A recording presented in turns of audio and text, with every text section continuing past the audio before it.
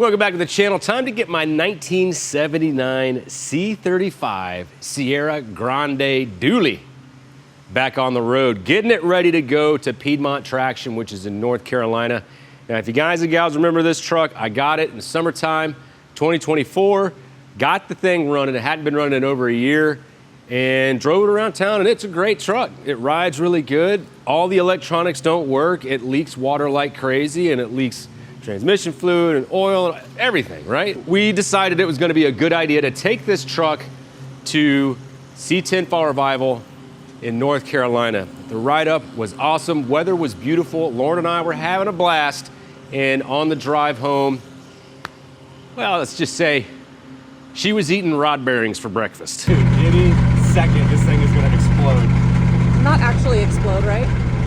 We broke down in Mooresville, and there's a fella there named Steve. He actually took this truck in. Steve was kind enough to hang on to this truck for a couple of months, and me and my dad drove up in my 92 GMC Safari with a big block we found on Facebook Marketplace. Had an alternator issue on the way to Steve's place, fixed that, made it there late Friday night, and then busted our butts to do the motor swap. We got it done Sunday morning, but then that motor started knocking. So this is my redemption trip, and man, I'm telling you, I'm really pushing the timeline on this. So today is, what day is it? Today is Wednesday, and we leave Thursday next week for Piedmont Traction. So I gotta pull this motor. I got the original motor that we're gonna rebuild. Parts are coming in from Summit Racing. I really should have done this months ago, but it has been so insanely busy, and I keep piling it on. And it's been a really rough week. Got some ups and downs. We won't get into that. So first thing we got to do is pop off this hood strap. I like doing my ratchet straps like that because you don't have to tie off your excess, and it's easy to just keep out of the way, you know. Oh, I wore through my paint a little bit. Believe it or not, this truck still runs and drives. My uncle drove it here from our other shop. Man, I forgot how many leaves were in here. Well, y'all get on in here and just take a peek at this. So this is a big block, and that big block's gotta be out of there. I would eventually like to get the AC running again. I think that, I think we can do it. I don't think I have the time right now to make it happen. So I'm not gonna be worried about that. We do have our vent windows, and we have our main windows we can roll down. We got our coolant draining. Start doing this. It's crazy that this thing would sit for like 2 months, and then as soon as I would let her crank over a couple times and give her some gas, she'd bark right off. Okie dokie. We're gonna take that sucker off, take off our fuel lines, just start taking all this stuff apart.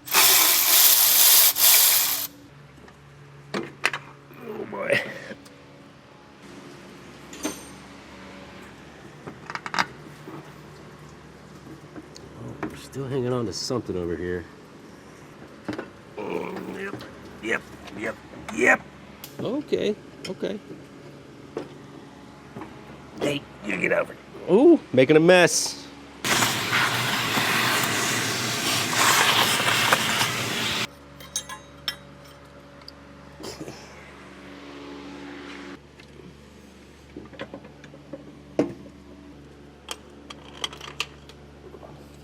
Here we go. I think that's everything on the top end here. So I'm gonna go ahead and take out our manifold bolts.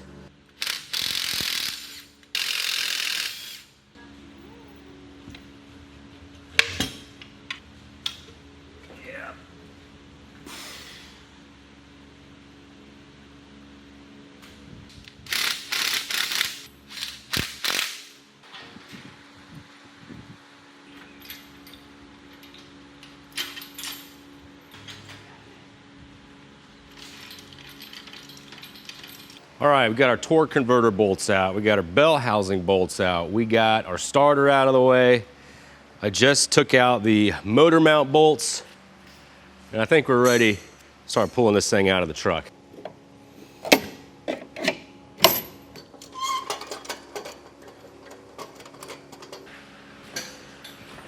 Almost. Don't want to break my windshield. Oh, there it goes. Yep, that's it. Whoa.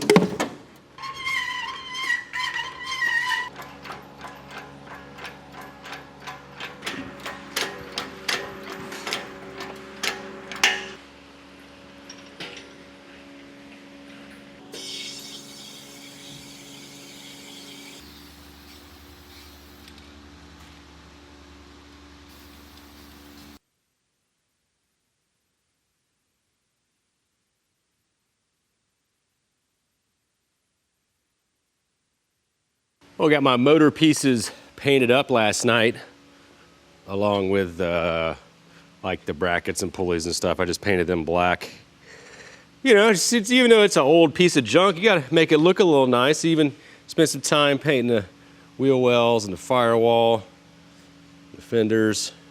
I mean, it's going to look a lot better than what it does now. Now we're moving on to assembling the motor. Now, I had this worked by a local machine shop. He made sure everything was good to go on it. Got my cylinders honed out. It was in the hot tank for a while. So I just took the morning to kind of blow everything out and get it as clean as I can, because it's been sitting around for a while. Even though I've had it in a bag, I still want it to be as clean as we can get it. Also spent some time cleaning up my work area. Got my workbench wiped down. Got my mobile tray wiped down. Even mopped the front area up there, blew all this out, swept it up, because I want to try to have as clean of an environment as possible. It's time to do our first step, which is installing some freeze plug, and we got to install these plugs to block the oil flow, because if you don't, you won't have any oil pressure. Got this kit from Melling. It's got all the freeze plugs and block offs that you need. Throw these in real quick. We'll put some of this Permatex RTV on here. High temp max torque.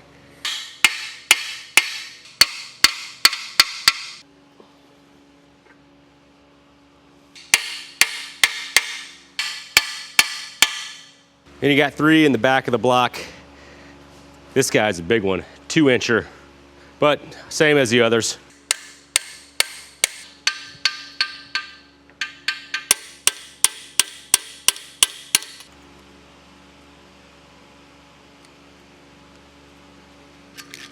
There's 2 more up here at the front of the block.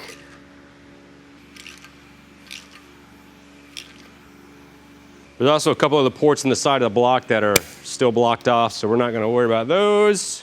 Well, we're already hitting our first problem of the day. Just got this shipment in last night from Summit Racing, and I'm actually missing some lifters, and this was all basically just like this. There was a hole in that side of the box, and I'm assuming some parts fell out. So I think I'm just missing 1 lifter.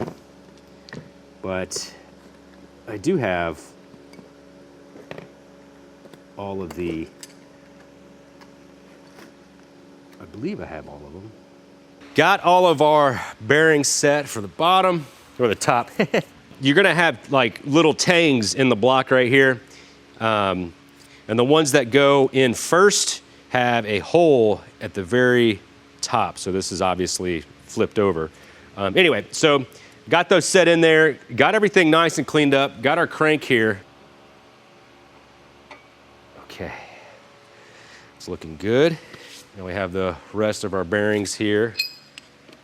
We're just gonna install those in our caps, and it's a good idea right now, that one's already got kind of a scratch in it, to just wipe these down. I mean, I'm not gonna be spinning it over yet, but I want to get everything kind of set in place, and then we can take our measurement. Also, keep in mind, these caps are directional. Don't want to screw that up. All right, so we got our plasti gauge here. So we're going to go in, cut a little piece. There's like a nylon cord in here, like a little green. See that? Like a little green cord in there. Cut a little piece, pick it up, set it on there, Set it back down, same. And then we're gonna torque this down. And when we torque it down, we're gonna take it all back apart and we're gonna measure. So you see there's kind of a chart here. This is the measurement. So we're going for about 30 thousandths clearance. So let's take our little plastic gauge here.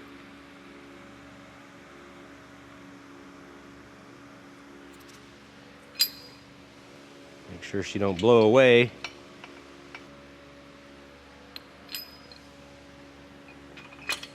I'm not torquing it down with this, I'm just running it in, okay?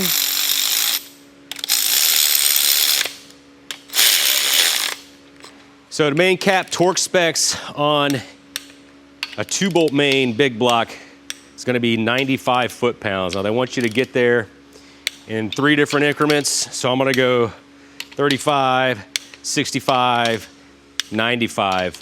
Now if you're doing a 4-bolt main, I believe that is 110 foot-pounds, but you still got to take some steps to get there. So now we're going to bump it to 65. And I don't know if that's by the manual, but that's just what I'm going to do right now.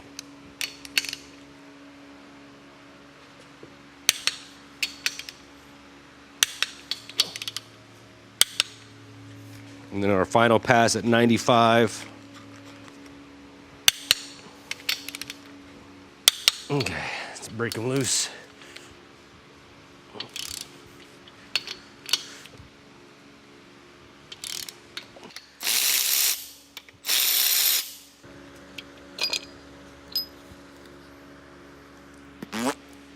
So if you look at this bottom measurement, that's 30 thousandths, and the upper's 20 thousandths. So it's tight.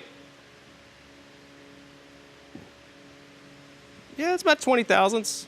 Yeah, so this front one's a little snug. The other ones look like they're right at 30 thousandths. 25. Yeah, that looks good. They say the back one, they want you closer to 40, but it's right on the nose at 30. So that's where we're gonna leave it. All right, next up, I'm gonna clean all this really well. Get all this stuff off of here. We're gonna clean up the mating surfaces, hose everything down with brake clean, then get our assembly lube and got all this cleaned up and ready to rock. So now we can put in our rear main seal. I always like to remember that the way these seals go in is the seal like catches the oil, right? Because so the motor, this is the front of the motor, so the seal looks like it catches the oil, right? So that's how you put her in there. And you want it kind of like offset. Nothing crazy, you know, but I mean something like that. Like they say 1/4 to 3/8 of an inch. We're gonna dab some silicone on here, some RTV. Where did it go? We're gonna dab right there. We're gonna dab right there. Gonna apply our assembly lube.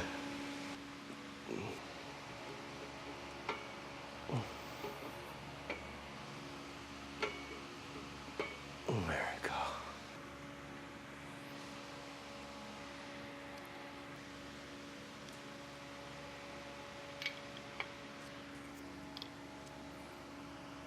It looks good, and then we'll just come in here, put the rest of our caps on and torque them down. Just went through the whole torque sequence and made sure that this thing's feeling real good and nice. But I'm just gonna give them some extra clicks just to make sure everything's set in place. All right, next we're gonna measure the end play of the crankshaft. We wanna make sure that it's not moving too much. That's good. Well, we had another minor setback. When I ordered these pistons, I ordered piston rings with them, and I can't find them. I can't find them anywhere. I swore up and down I brought them to the machine shop, and they were like, nah, man, you didn't bring them here. So I've been looking and looking and looking, and I broke down and just went ahead and freaking bought another set of piston rings. So they'll be here in a couple days. But I'm gonna switch gears here and started putting the heads back together. So this is what we're gonna end up with. Really pretty straightforward, just need some basic tools. Starting out with a bare head here. Now all these valves, I left them in place because the machine shop, they lapped them. And whenever we put this together, we're gonna do a leak test just to make sure they're all good to go. Whenever you're building an old big block, you got these two flavors of, like there's like a washer and then like a guide. And both of these go under the valve spring, but now depending on which one it is, if you try to take this big old fat guide, it actually like moves around and stuff. It's pretty cool. It's not gonna go on the intake port at all. So these all go on the exhaust port, and then there's a little flat washer. They can fit on both, but they go on the intake port. So that's the first thing we do. Also, I went ahead and washed all these parts with some brake clean, just got them all shined up, you know. Then we take our valve seals, push those on. It's just a little rubber seal. You ever seen like an old car just smoke like crazy when it first starts up? That's because of these guys. That's when these guys go bad, you start getting some seepage down into the valves. All right. Now I'm only gonna do like one cylinder with you guys and gals. So when you're like building motors and stuff, a lot of it is just redundancy. Like when we were putting the crankshaft in, you know, we're just torquing down each cap with the plastic gauge to make sure that everything's right. And then you go back and then you clean it all up and then lube it up and then re-torque everything. It's like I don't have to sit here and show you every single step, but I'm gonna show you, we're just gonna focus on one cylinder here and we're gonna knock this out, and you just repeat that process another 7 times and you'll have a complete set of heads. So the first thing we gotta do, well, look at my little tray here. Now this thing's pretty handy. I got this off of Summit Racing. It's just like a motor rebuild tray assembly thing, and it's awesome. You got parts for your rockers, valve springs, push rod guides, push rods, lifters. I mean, they give you little trays here for, you know, like your retainers and nuts, and I got some spark plugs here. I'll show you why I have those in a minute. But I've had this, I disassembled this motor in January and just left this tray together, but had it covered up. So they have markings here for front. So this is the front side, driver's side, passenger side. This is the passenger side head. So this thing makes it really kind of foolproof when you're trying to keep your build organized. Get y'all an aerial view on what we got going on here. So this is our push rod guide. I'm gonna take that, set it down, and we put on our rocker arm studs.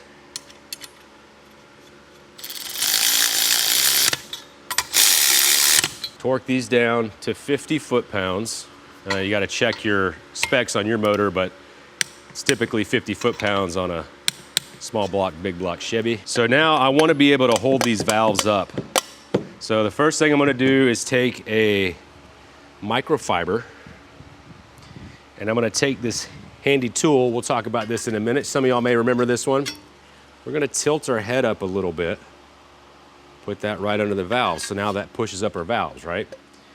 Push down our stuff here too. So now I'm gonna grab my first spring, make sure it's clean, and I'm gonna put it right there. Now I'm gonna grab my valve spring compression tool 2000. Like I said, doubles as a head tilter, so you can stick your bar in there. But we're gonna take this guy, it's just a piece of 3 foot long angle iron, nothing fancy, 1/2 inch hole, and then I just cut out where the seats are on the valves. So we're gonna take our VSC 2000, we're gonna line it up on our threads. And I know you guys are gonna be like, man, you're gonna mar up them threads. You guys ever heard of being careful? All right, so go a little further. So now you kind of already see what we're doing here. So we have our valve seats. Now these are going to hold the valve in the valve spring. We compress it, with our VSC 2000. We drop one in, we drop the other in. Maybe. Sometimes it just needs a little wiggling. Yep. So then we grab our little hammer, give her a couple taps to make sure she's home.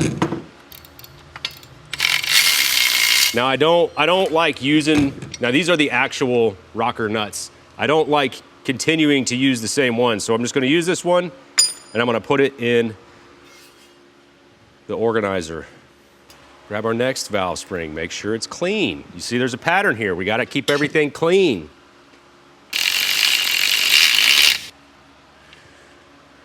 Drop in our retainer.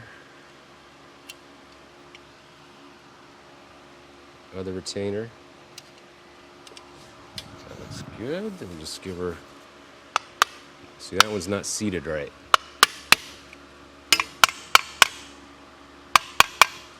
And that's it, guys and gals. And that's it, ladies and gentlemen. I'm just gonna finish up this head and bring you guys and gals back in for the leak test to make sure that these heads are ready to go. Now, these are actually some 781 heads, which are very desirable. They got some great flow. And I will say, when we put that other 454 in that truck, it was definitely a lot more underwhelming than this motor is. But since we got these 781s, I decided to get a bump stick to make it just a little bit more fun. Got our valves all done up here. Everything's where it's supposed to be. And looks good, torqued down, everything's sitting nice.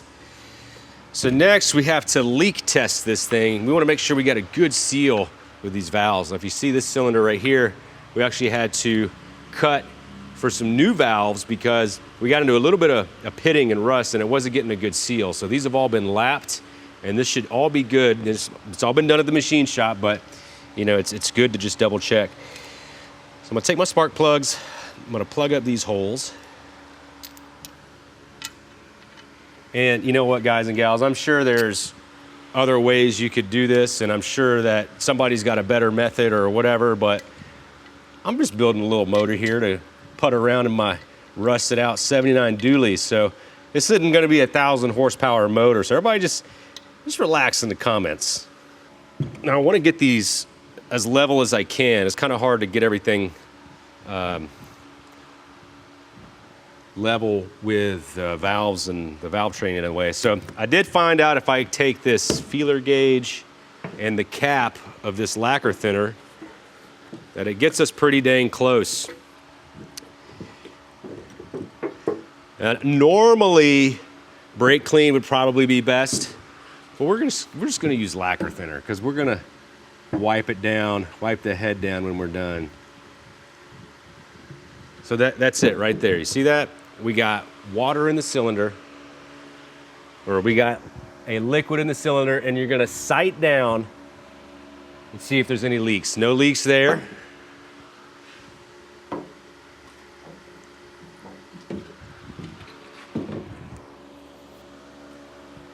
No leaks there.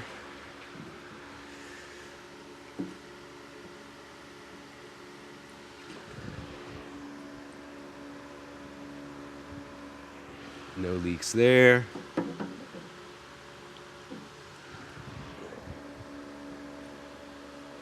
No leaks there. Terry's our local machine shop guy, man. He's old school, dude. He knocks it out of the park though, man. Does great work, has been doing it forever. So the reason I use lacquer thinner is because one, it evaporates quickly. Two, it acts as like a degreaser. So we'll soak our rag down with this lacquer thinner and then we'll just give her a wipe. All right, got our piston rings in here. We're gonna go ahead and just assemble all of them and then start knocking these in the motor, checking our clearances for our connecting rods. Now your pistons are gonna have, they are gonna be directional. This one has your pistons are gonna be directional. This one has a dot on the top and it has an F marking what is the front of the motor. Now I had these pistons pressed onto the connecting rods at the machine shop. So these pistons have 3 grooves. You have your top groove, second groove, and then oil ring groove. Now the way you put these on, there's an orientation, and I'm gonna show you what I'm doing. I don't know if it's right. I don't know if it matters, but that's what we're doing. So if you look at the top of this piston, it's got a dot right here. This is the front of the engine. This is marked F right here, so you can't goof this up. This has to go to the front of the engine. Now when we put on our oil compression ring, where's our gap at? So this bottom groove is gonna have 3 total rings. You're gonna have this oil expander ring, which is right here. Then you're gonna have a little skinny ring on the top and a little skinny ring on the bottom. So manufacturer's specifications state to put the top ring on first, and then we're gonna orient the gap to the, what's that, 10 o'clock position. So we come in here, we're gonna walk it around. See that, we got it started in there. Walking it around.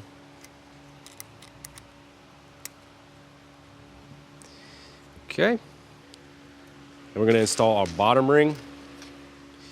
Now the bottom ring gap is gonna point in the opposite top corner. So like 2 o'clock, right?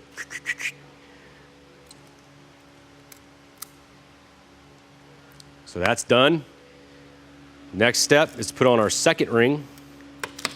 Now this compression ring is gonna face, the gap's gonna face the front of the motor. We'll start walking that on. Open it up just a little bit. Just like that. And our top ring, the gap's gonna be facing the back of the motor. Just like that. I'll drop a image of what I'm working off of right here so you guys could see that.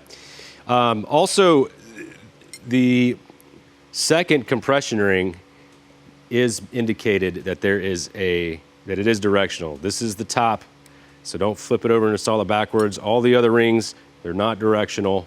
So I'm gonna put the rest of these on, and then we're gonna start throwing these in the block. All right, so we're gonna take our piston ring compressor. What is this? Also double checked my piston rings were in the correct orientation. Carefully set this in place. Let the piston skirt kind of guide it in. And I want to keep an eye on the connecting rod and its relation to the crank, because I don't want the bolts marring up my crankshaft. I can actually see it right here. So we're just going to give her some taps. Keep my hand on the crank. Look at that. So here you could see that connecting rod starting to make its way down. I made sure that this lobe was as far down as it could be, because we're going to go ahead and do our plastic gauge and torque these 2 cylinders down. I reached up under here and put in our bearing as well. So now I'm going to guide it the rest of the way down, making sure I'm not going to hit the crank. You could sight down through your valley here.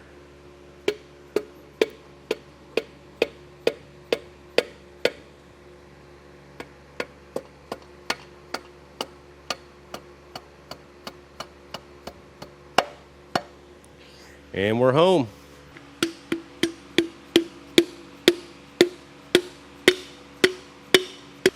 Hop down here, install our bearing. And I'm gonna go ahead and put some assembly lube on the bottom side of this. All right, we'll go ahead and flip our motor over. Now we'll go ahead and put our bearings and our caps. Now these, it does matter which way these go back on the connecting rod. It has to be on the correct one.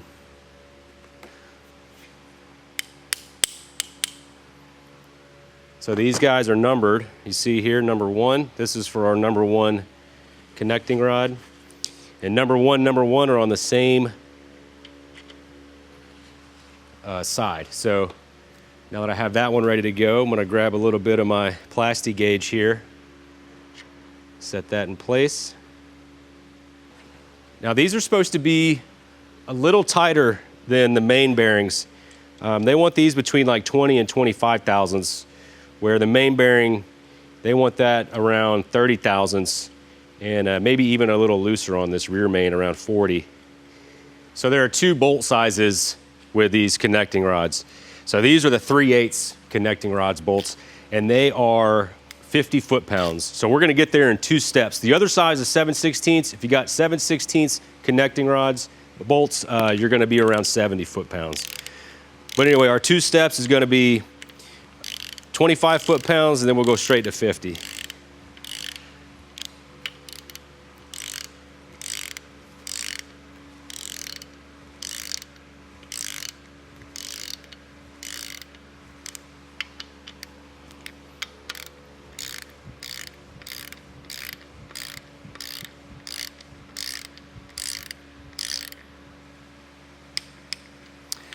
There's 25. 50. 50. All right, let's crack them loose. Oh, yeah. Look at this. I could already tell you. See that blob, that booger right there? I could already tell you that's a good sign. There it goes. Oh, yeah. All right. Let me get in here, show you guys and gals what's going on. So they want you, here's the number 1. So here we go with the measurement. So they want you to be between 20 and 25 thousandths. And if you look at this, let's see if I can get you in even closer. So this big green one right here that I'm pointing to, that's 10 thousandths. And you got 15, 20, and 30. So it's actually a little bit snugger than 15 thousandths, which that's actually even better. So it's definitely a good sign. Where's our other one at? So there you go.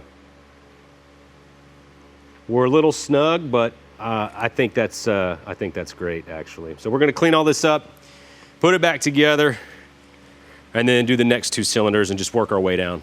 I also wanted to make sure to mention that don't forget to put your assembly lube on it. All right, do that 50, click, click,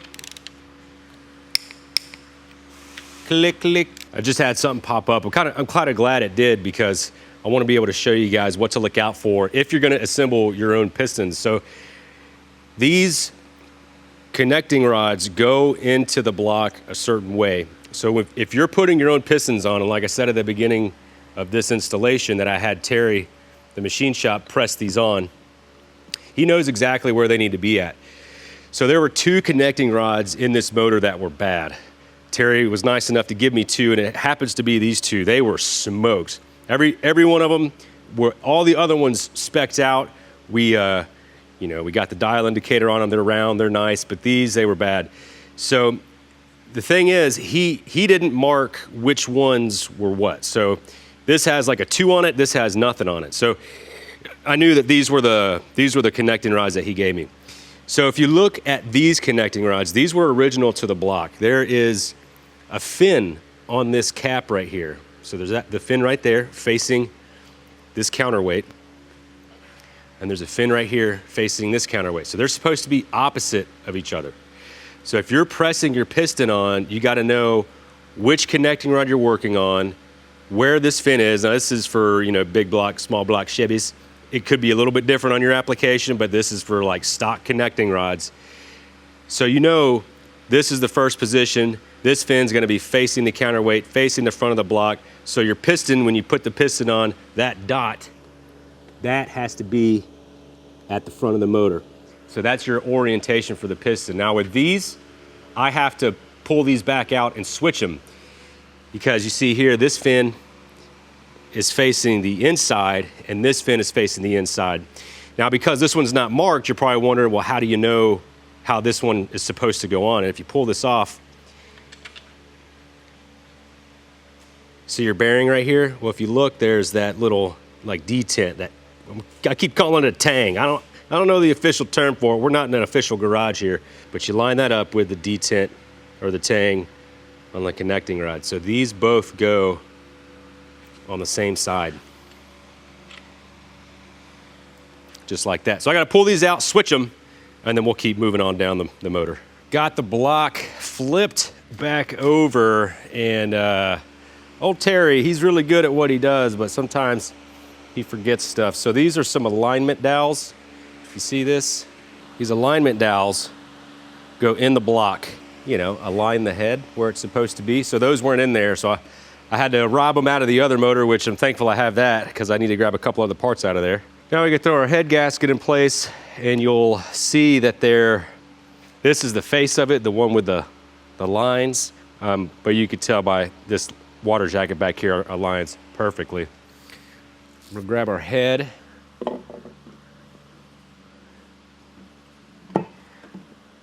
Oh, just like, oh, hey. Just like that. Okay, perfect. Okay, now we're gonna add our bolts. I'm just gonna get one in there, one or two in there right now because I don't want this to fall out.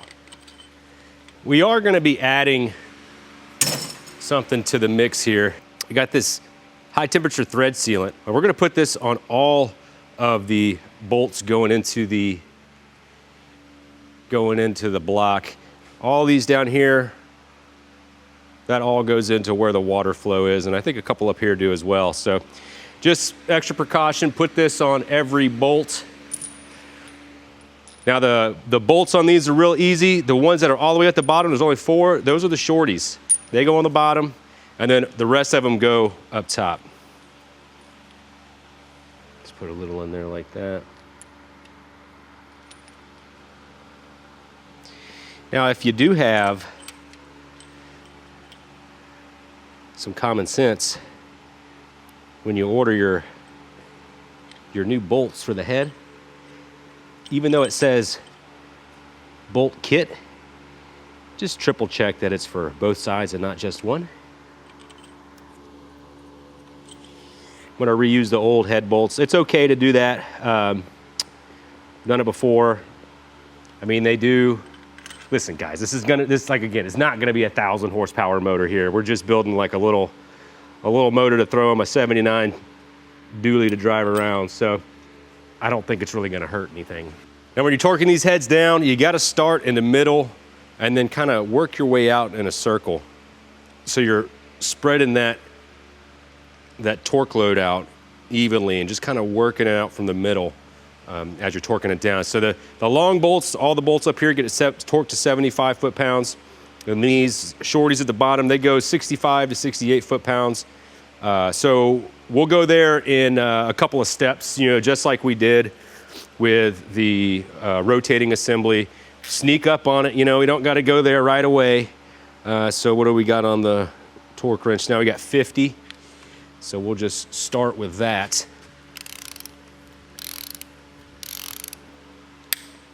So we got that one.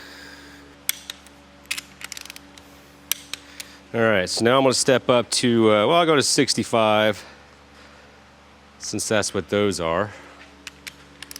And again, we kind of start in the middle and work our way out.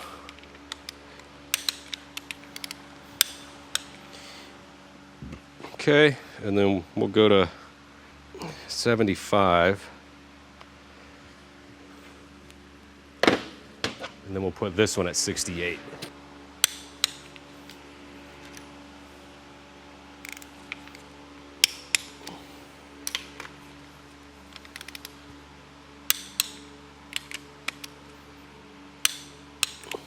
We got both heads on, torque down. I'm gonna throw in my camshaft. Now I went with a Comp Cam's little thumper stick. Where's my cam card? All right, so this has got 517 intake and 520 exhaust lift. I believe the max lift on these 781 heads is like 5.5. And it's quite a bit more lift than the factory camshaft. Keep in mind, this has been like 6 months since I've even looked at this motor, so I can't remember hardly anything. You got 224, 230 duration, and then you got 110 degree lobe separation. So again, not like a super spicy cam, but I think it'll definitely wake it up a little bit. Now putting these cams in is pretty straightforward. Oh, look, they give you some lube. Now you gotta be mindful when you are buying cams to match it to your lifters.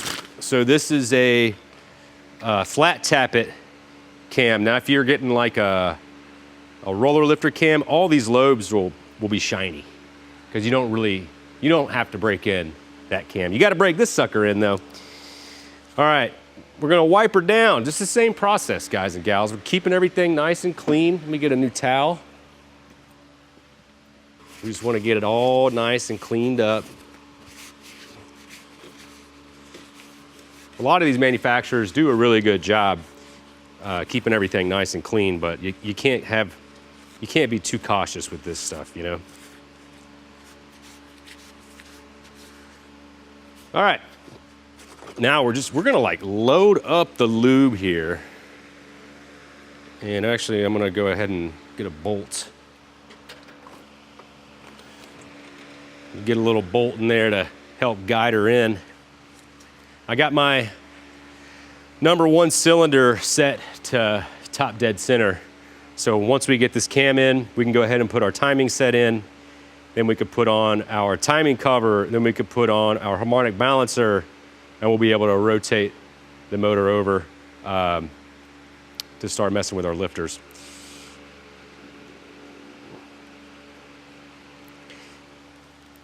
You want to do this like sparingly, like all over this sucker. I like to go get a little bit on there and then start working the cam in. Okay, so now that we got 2 in there, we'll come in and lube up the rest of the camshaft.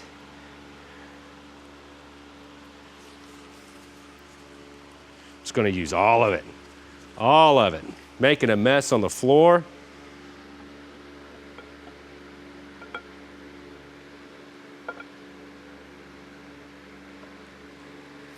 It's going in nice and smooth. Oh look, my glove ripped.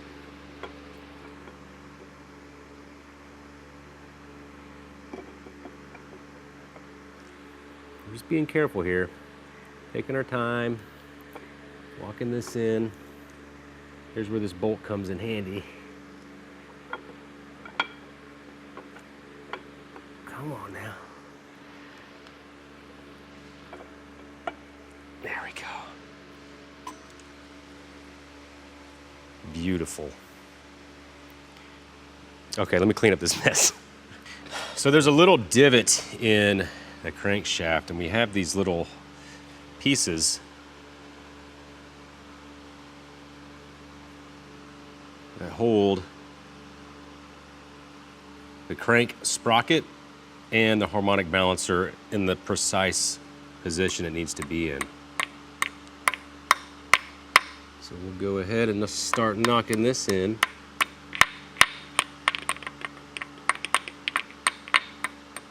Angle it down just a smidge.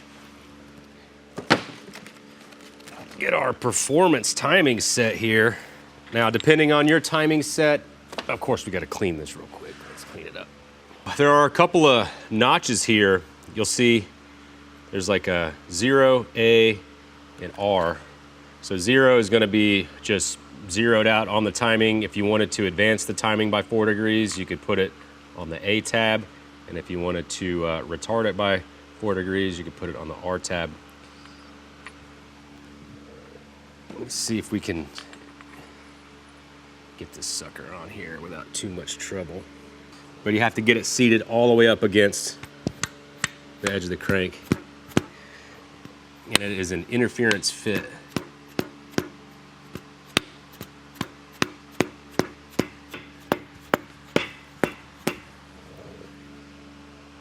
We're almost there.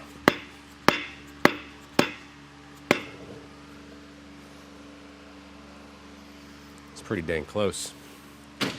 I think that's it. All right, let's grab our cam gear.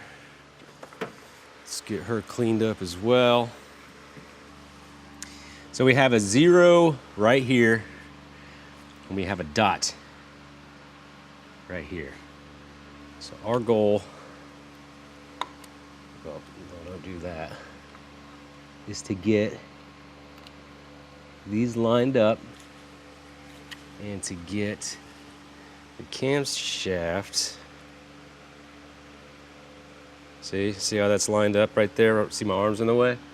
See that? Boom, we got our dot and we got our zero. So just pick this straight up. Yeah. So we're still there. Okay. Get our cam gear bolts.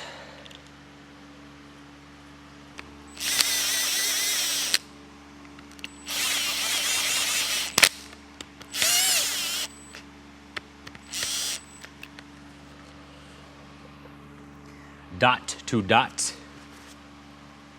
All right, let's get these torqued down. All right, we'll torque these down to 20 foot-pounds.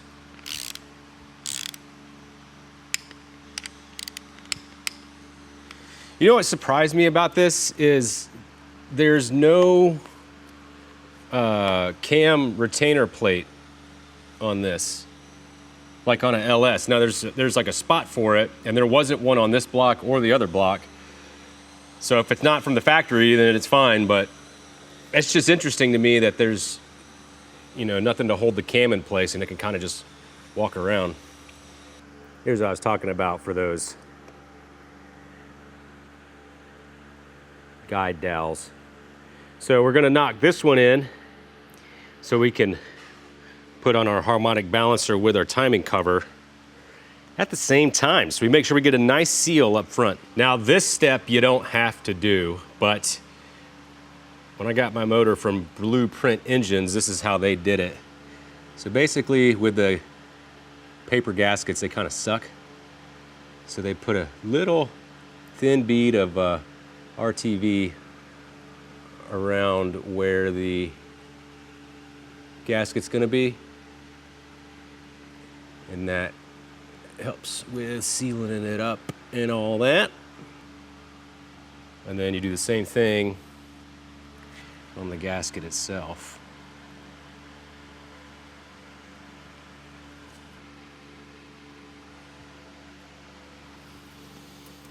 Nothing crazy, just a little bit. Also, I just went ahead and knocked in our seal here.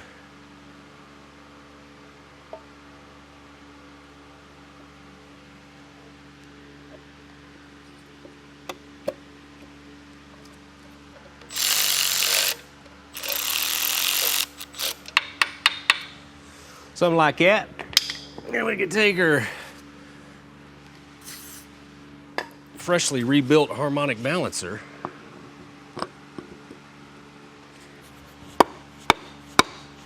Something like that. Yeah, now we get to send it home with the old torque wrench. Ready?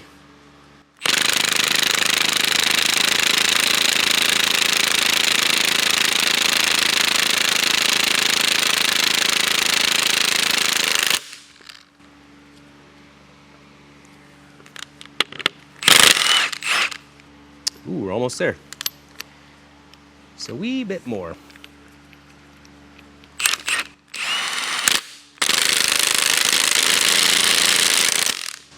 All right. We are there. Now we're going to start putting in our lifters. Now, I already cleaned them up, got all the shipping oil off of them, and I did not soak these in oil like normally I do, but I was reading some conflicting information on flat tappet lifters and doing first fire, and you don't want it to be pumped up with oil, blah blah. So I was like, you know what, man, I'm just gonna let it be. And very snug. And we're not gonna prime them with oil. We're just gonna lube them up really good with assembly lube and make our adjustments. And that should be good enough. Oh, I forgot to get y'all an update on this. So whenever this shipment came in from Summit Racing, there was a hole in the box from the shipper, and I was missing a lifter.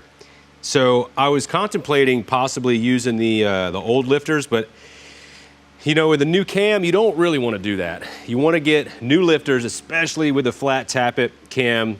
You want those new lifters to seat into that new camshaft. And if you already have a wear pattern and some old lifters, it could just cause premature wear and some issues down the road. Anyway, dude, Summit Racing, what a great freaking company, man. Like, I got the package in Thursday night. Friday morning, I opened it up and was doing my inventory of it and realized that, hey, this isn't right. And they said, no problem, man. We'll overnight something to you, and you should have it at latest Monday. So I got it. Today's Monday, so I got it like, I don't know, midday or something. And which is sweet because that's going to help me, you know, do what I got to do to get this motor running. And I don't have to worry about, you know, going back and doing any valve adjustments. So once we get these valves adjusted, we can go ahead and paint this sucker, and then tomorrow morning, hopefully be throwing it in the truck. Now, as y'all just saw, I went ahead and lubed up the camshaft because we're going to be spinning this over. I'm going to grab my organizer tray, start dropping in our push rods, putting on our rocker arms, and then we're going to adjust the preload on these valves.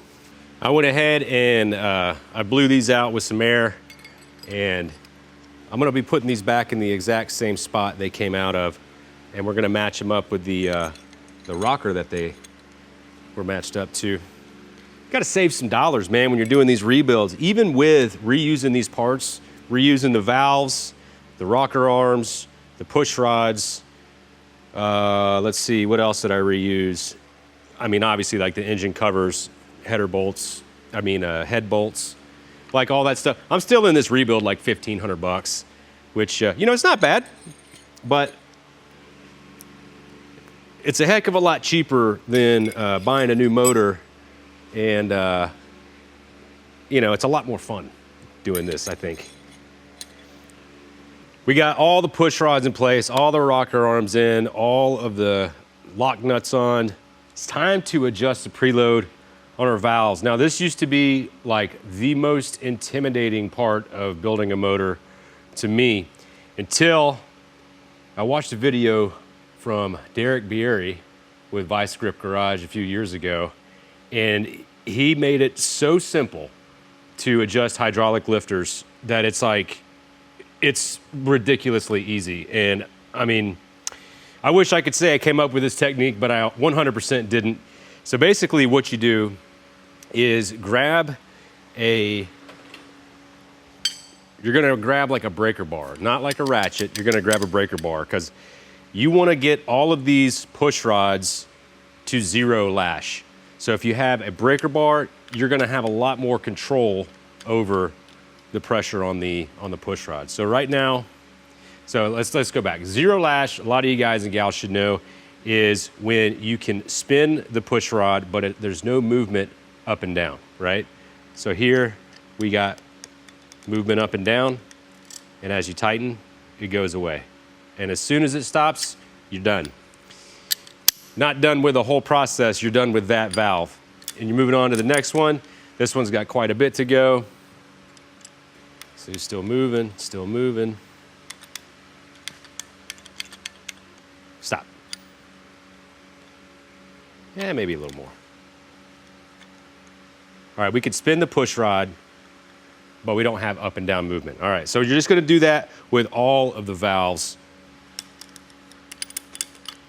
You also may get a false positive, a false 0 lash reading if you're pushing down on the breaker bar on the valve and you take off the socket.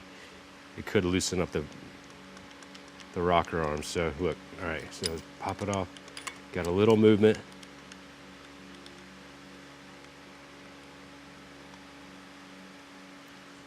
No more. All right, now that we got all these at 0 lash, we're gonna rotate the engine 1/4 turn. So we're just gonna go here.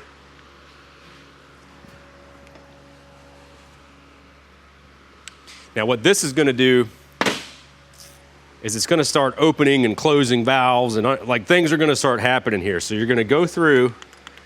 All right, now we gotta set this one at 0 lash. Grab our breaker bar. Okay. All right, we'll tighten this one up a little. Oh, that one moved a lot. Hop on over to the other side.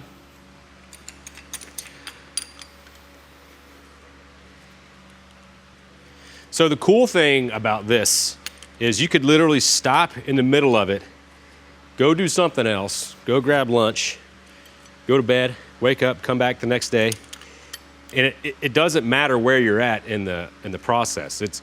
It's just you're just making sure everything's at zero lash. Another cool thing about this is it is for any hydraulic lifter. So a flat tappet or a roller lifter. I did this technique on my LS1. I did a cam swap in there with a Brian Tooley Racing Stage 2 cam and then just jammed it on the road. So I mean, this technique works really well. And again, you're gonna repeat this process a few times. So I would say you'd probably do 2 revolutions of the motor, maybe 3. That was about 3 rotations of the motor, and now every single one of these push rods is at 0 lash. And you want to be careful too, because these are like hydraulic lifters. So when they are at the base of the cam lobe, it's pretty easy to push them down into the lifter itself. So that's probably because I didn't soak them, but you just got to be mindful that you don't want to be over tightening these, because the next step is setting the preload. So now that all these are set exactly the same, you're going to either do 1/2 turn or 3/4 of a turn, whatever you'd like. Honestly, I usually just stick with a 3/4 turn and send it, dude. Like, I've never had an issue with it. These hydraulic lifters are pretty forgiving, so I'm gonna go ahead and do a 3/4 turn on each one of these. If you wanna err on the side of caution, you could start out with a 1/2 turn and you could always adjust your valves later. But it's very easy to do. You just come in here, get your 12 o'clock, go to 6 o'clock, now it's 9 o'clock. That one's done. And I'm just gonna do that for every single one of these lifters.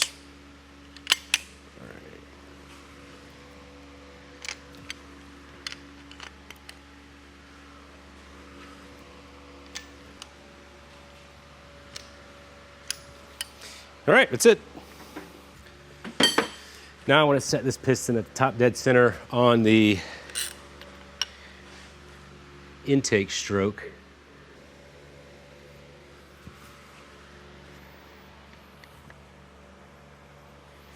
Okay. Well, I stayed a little late last night to get this motor all prettied up. Put a fresh coat of GM blue paint on this sucker, and man, it's looking good. Now I gotta go back and just peel all this off. I'm telling you, man, it's gonna look real nice in there. Just took out this oil pump from the other motor, and I honestly don't know how this motor failed. I mean, there's just a bunch of junk in the pan, you know. But I was checking the rods and they seemed okay for the most part. Oh, there it is. That one right there. Normally when you let a motor sit for a long time, the first bearing that's gonna fail is gonna be like one of those front 2 connecting rods, because they're the last to get oil. And I think that's what happened with this motor. And I just was trying to drive a new project home last week and spun a rod bearing on that. So not cool. Anyway, this pickup tube was welded on, so I cut it off. I think I'm gonna do the same. Just gonna, tack it on here. And then once I get that ready, I'm gonna go ahead and fill this up with some assembly lube, because it's bone dry right now. And I wanna make sure that this doesn't, I mean, obviously we're gonna prime the oil system and stuff, but I just wanna make sure that there's something in there that's gonna, keep everything nice and lubricated.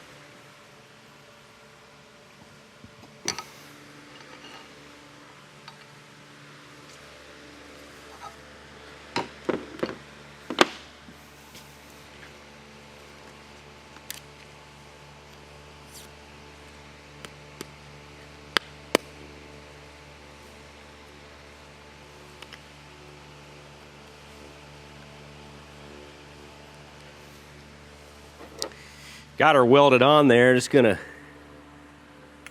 load some, oh, it's still a little smoky. It's already feeling better. All right, put on our drive shaft here for the oil pump. Also wanted to mention that I made sure this was super, super clean, because remember, we pulled this out of a motor that had a lot of junk in it. So I took it over to the sink, washed it out, made sure it was nice and clean, used brake clean, cleaned it up, it just went through it. I spent like 20 minutes cleaning the thing because I didn't want anything in there. 65 foot-pounds. You ready?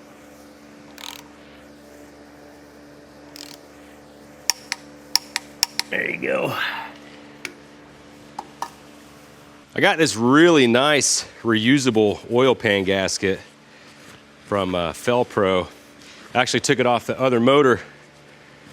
I'm gonna use it on here instead of the multi-piece kind of stuff. So we'll get this cleaned up and then let's throw on this oil pan. So like an LS motor, I'm gonna put some RTV in the corners of where this gasket goes. You probably don't have to, but come on now. But I wanna make sure that this thing doesn't leak or has the best opportunity or chance to not leak.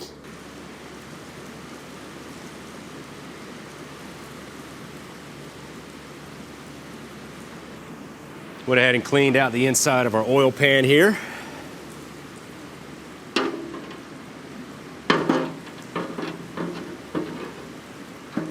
And we'll torque these down to 18 foot-pounds, starting from the center, working our way out, kind of like doing a head.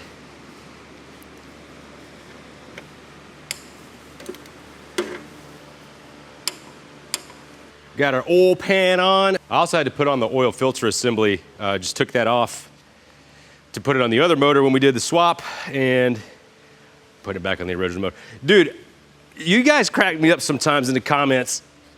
There was one guy that was like, you don't need a jack handle to rotate that motor over. You just put a little bit of grease in the pivot point and it'll turn over just fine. Bro, you ever tried to roll over a freaking big block on an engine stand that doesn't have a rollover assist? Yeah, you try to do that with this dinky little handle and tell me how that goes. I want to put on our intake next. And before we do that, we're gonna do some RTV at the ends. Ooh, that's not the right one at all. And around these water jackets. So the very first and very last ports on these intakes are water jackets. So just took the gaskets off here. We're gonna run a thin bead of silicone right there, and then run a bead around these water jackets. Come around to the back. Do the same thing. Go around this water jacket. Put a bead in that corner. We'll switch sides so you can see what I'm doing. If you can see anything at all. There we go. Make a mess. That's okay. Okay. Some RTV in the corners.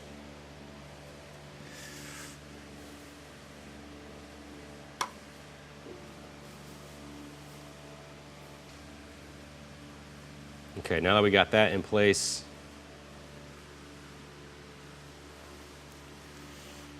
we can go back and put a bead on top of this. Bead around this.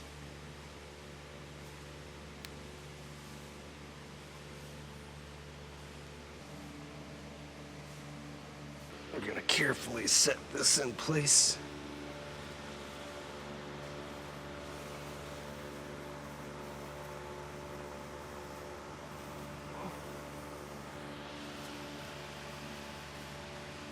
All right, now I set everything in place and torque it down to 25 foot-pounds. There's two that got studs on it for the brackets up front. This is the first one for the alternator, and then this one's for the AC compressor. All the other ones are pretty much the same. Throw on our lift plate. Making some good progress here. Got my valve covers on and about to throw my flex plate on here. So this crank didn't come with a dowel. So we'll just have to make sure we get it lined up properly. 60 foot-pounds. Also got my clamshells on for the motor mounts. Forgot to tell you guys that.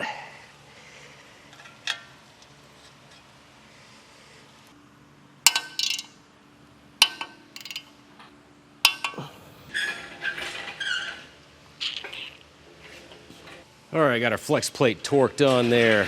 It's time to start getting this sucker back in the truck. Running out of time here. I only got the rest of the day and tomorrow to try to get this thing running and driving for a 1,000-mile road trip.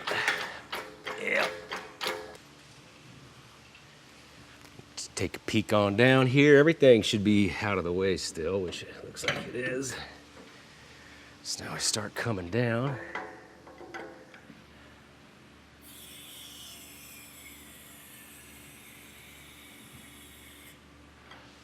Scoot it in a little.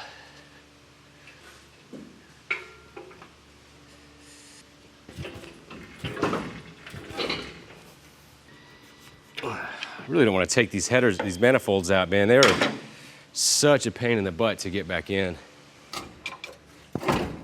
Watch your fingers. Well, I got the motor set in there. She's made it up to the bell housing. I haven't put in the bell housing bolts yet, but I'm getting ready to do that.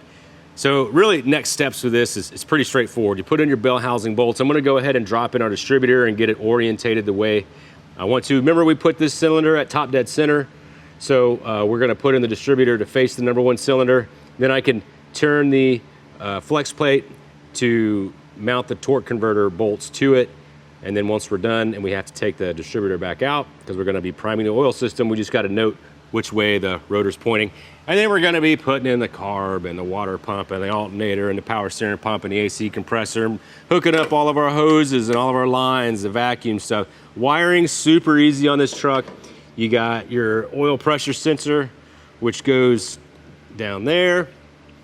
You got your coolant temp sensor, which is right there. You got some wires going to the distributor. You hook up your wires to the battery, to your starter. I mean, I'm not gonna sit here and go over that whole process with you guys and gals, mainly because I'm running out of time. I had to go get the boys from school, and it is Wednesday. So, no, sorry, it is Tuesday, and I'm supposed to have this fired up and test driving it Wednesday, tomorrow to leave on Thursday, the day after. So I'm gonna put the camera down, put this thing back together. Hopefully we'll be able to get this thing barked off tonight, get this cam broke in, and then we can be on track for our test drive. I was gonna say test drive Tuesday, but I guess it's test drive Wednesday now, which doesn't sound as cool. But anyway, we're making progress, and when I'm done putting this together, I'll bring you guys back in here. Good morning, ladies and gentlemen.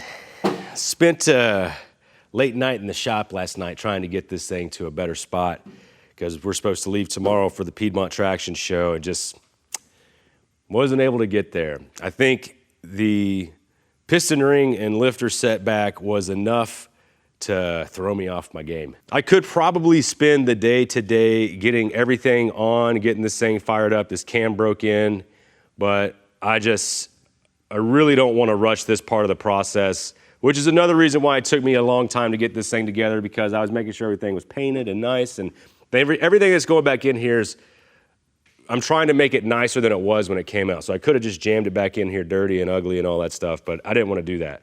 But I got everything under the truck buttoned up. We got the starter on. We got the torque converter bolts torqued down. All that's good. Got my fuel pump on last night. Just need to do the front accessory drive, wire it, plumb it, carburetor, fire this thing up. So I'm gonna get back on this as soon as we get back from the Piedmont Traction Show, because I really want to get this truck back on the road. because I just sold my OBS dually. So that sucker made its way up to Kansas. So hopefully you guys and gals will still see that thing floating around the show circuit. But now I need a truck to tow my other projects around. And also have a new project I'm bringing to the channel. Posted about it on my Instagram, but haven't posted anything about it on YouTube yet. That one's gonna be interesting. And as soon as I bought it, it immediately went south. So you don't wanna miss that video. If you guys haven't already subscribed, please consider doing so. It would tremendously help out the channel. It seems like this year has just been a crawl. I'm gonna do an update video on the channel and everything we have going on, because I think things are about to change here at Yeah Buddy Garage, and I don't really know where the channel's going right now. So we'll see what happens. But anyway, I'm gonna get home and start prepping the 67 C10 to make the drive to the Piedmont Traction Show in North Carolina. Really looking forward to the drive. I'm really looking forward to getting away for a few days and enjoying some time with family and the boys. And yeah, when we get back, I got plenty of stuff to do. As always, I appreciate y'all hanging around and watching these videos. I'll see you in the next one.